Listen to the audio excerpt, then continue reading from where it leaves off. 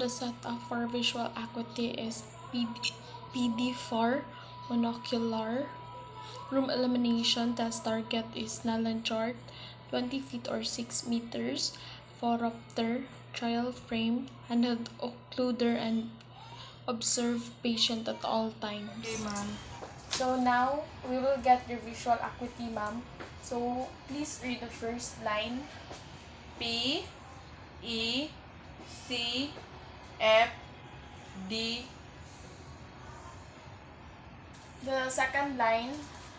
D, E, F, P, O, T, E, C. Good. So the materials needed for the sphere used to fog is Snellen chart, astigmatic chart for determining astigmatism for the next step, and spherical lenses. And the procedure is first occlude the left eye and present to the patient a Snellen chart that will determine the strongest plus or the weakest minus lens that will enable the patient to see or obtain the smallest line or his or her best visual acuity. And by adding plus lenses, the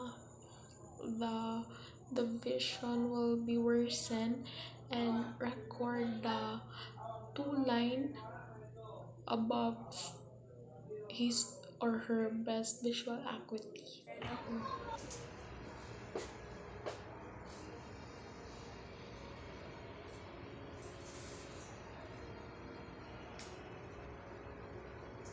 Is the object clear or blur?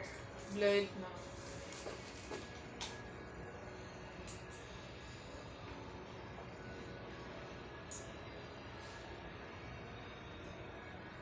Kana, ma'am?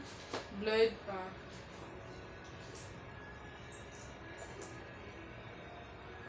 We will now proceed to -75. Blurred pa.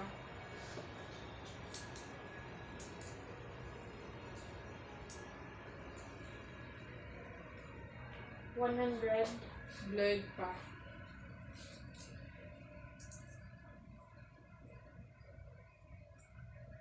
-125. Clear siya. Pero Kulang di pa pa kayo. Japon.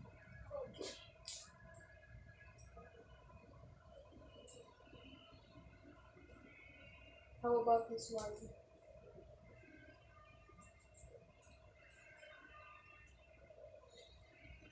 Kana, clear kayo. Dili ra siya bugat. Asi.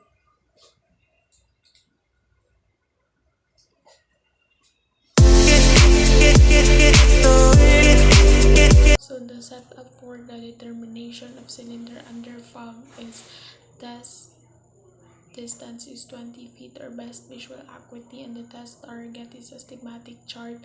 The control lens is the proper fogging lens.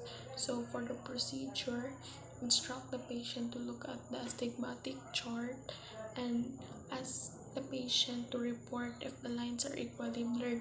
If the patient report equally blurred, so it means that the patient has no astigmatism. If the patient reports not equally blurred, it means the patient has astigmatism. So good morning, ma'am. Today we will be performing determination of cylinder under fog. Paliw ko basa sa chart, ma'am, if equally blurred ba siya? Yes, equally blurred siya. Okay. The patient reported that the lines are equally blurred, so it means she have no astigmatism.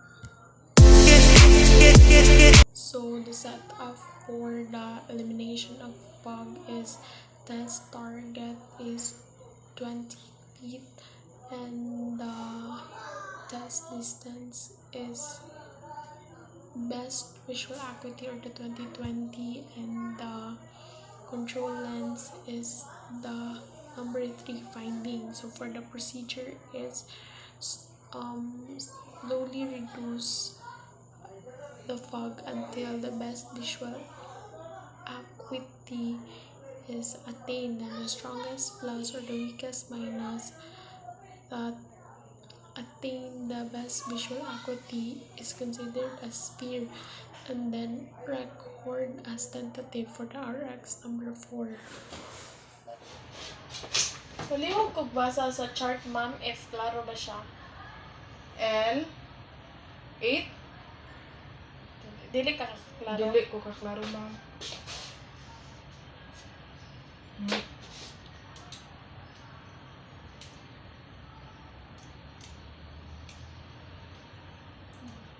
So, kana.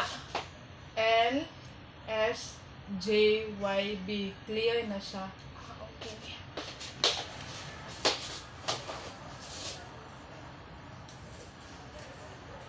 Ma'am, palihog ko basa if blurred ba siya? Equally blurred or not? Dili pa siya maklaro, hanap pa siya.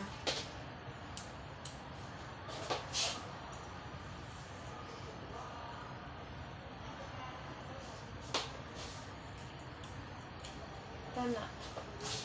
Kana equally blurred na siya. Klaro na.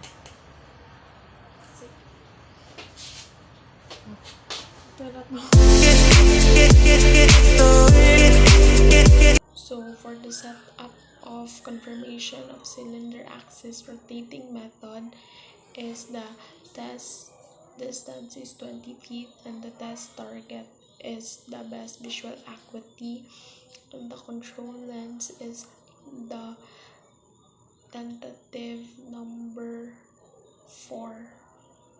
Tentative axis number 4, and then for the procedure is the axis scale, put indicator on the axis of the correcting cylinder and instruct the patient if the letters are blurred, and then the next is rotate the indicator from clockwise to counterclockwise until it became blurred, the letters are became blurred, and you have to do it to 2 to 3 trials.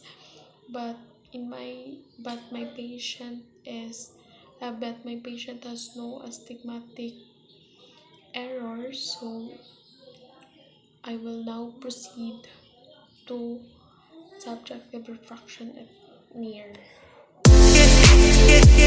So the setup for subjective refraction at near is PD near binocular,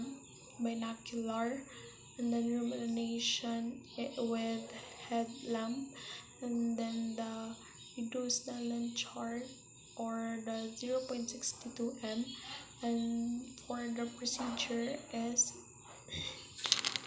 let the patient read the reduced Snellen chart until 0.62 m line, and then introduce plus lens until the patient see clear in the line. And since my patient is not on the age of 40 to 60 above, so